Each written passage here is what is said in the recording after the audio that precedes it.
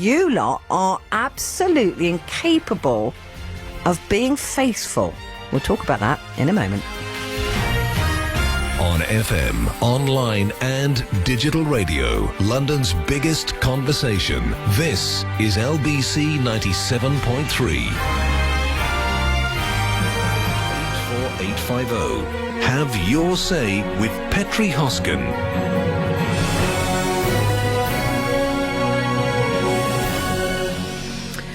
And a very good afternoon. I'm hoping that you've been looking forward to this conversation as much as I have today, because I do want to hear your stories.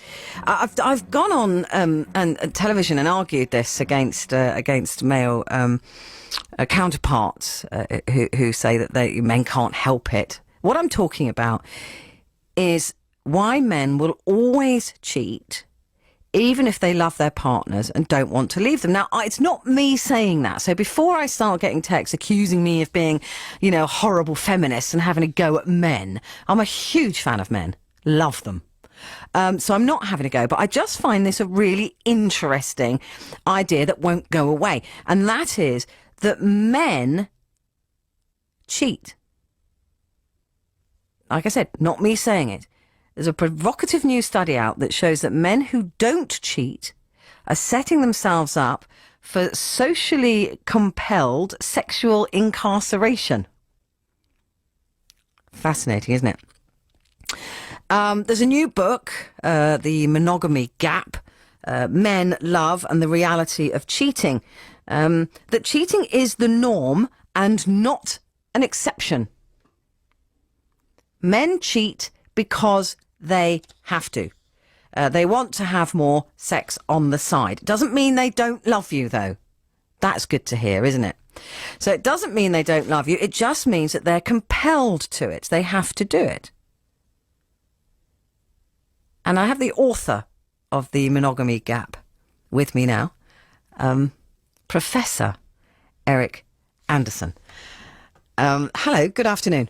Good afternoon. Pleasure to be here. It's been great to talk to you. I'm really been excited to talk to you today because I've heard this argued all the time, and even from an ex. Doesn't mean I don't love you. I did it because I don't know why, but I do love you. Really? Is that possible? Indeed, yes. And let's set a few of the qualifiers here.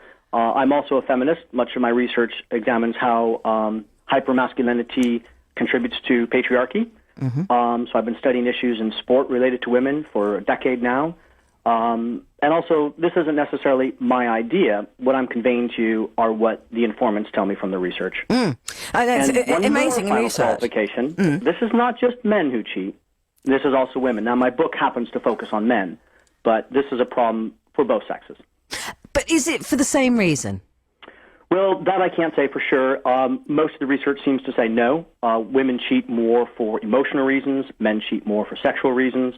And the real startling fact to my research was that men entered into the relationships wanting to be monogamous, strongly desiring to be monogamous, and shaming those who do cheat. In fact, many of these men have come from divorced families, as about half do these days. Most divorce comes after infidelity. Many of them were upset at their fathers, and they said, I don't want to be that kind of guy. So they thoroughly bought into the cultural message that monogamy is the only appropriate way to be in a relationship. They thoroughly believe that, but something happens. And it doesn't take that long. And in my research, I show that it takes less time for youth today than it ever has because they've grown up in a pornified culture. They have sex at earlier ages. They have more sex. There's less stigma about sex. And all of the sexual availability and all of the positions are available to them on their internet, on their smartphones. And essentially, they've been, in one aspect, you could say, robbed of the ability to reinvent sex for themselves. And this means that they get habituated to the sex in the relationships very early. I start to show that about 3 months into the relationships, they're already growing habituated and tired. They try to spice it up. They do things, all of the recommendations that conservative websites would recommend to keep sex life going. But eventually, they just strongly desire sex with someone else. And so what they do is they view this as a rational choice to cheat. And this is what might come as a surprise to some listeners. It is indeed rational for them to cheat, because what they say is, I'm not happy not having sex elsewhere. I'm getting frustrated in my relationship. It's starting to come out in other emotional ways with my partner that I don't like. But if I tell my partner that I want sex with somebody else, she or he, because I've studied both gay and straight men, will break up with me. And that is not my goal, because I love my partner. If I didn't love my partner, I would leave my partner. But because I love her and I want to stay with her, cheating is the rational solution. Most of the times they don't get caught. Most of the times it serves to fill the function of giving them that hot extra sex that they desire and allow them to maintain the emotional stability of their relationships. But isn't that just an excuse, Professor? Isn't that just somebody saying, I love my partner, but I'm bored sexually, frankly, with her or him, so I'm going to go off and find it somewhere else. And what I'm doing actually is saving my relationship. That really does sound counterintuitive to me. Well, the myth is that we will always have strong sexual desires for our partners, and if we don't, we've ceased to love them. And I thought perhaps the most sad thing about this research was how many men did think that. They thought, well, my dad cheated on my mom. He found, he was drunk one night and had sex with whatever, his secretary or whatnot.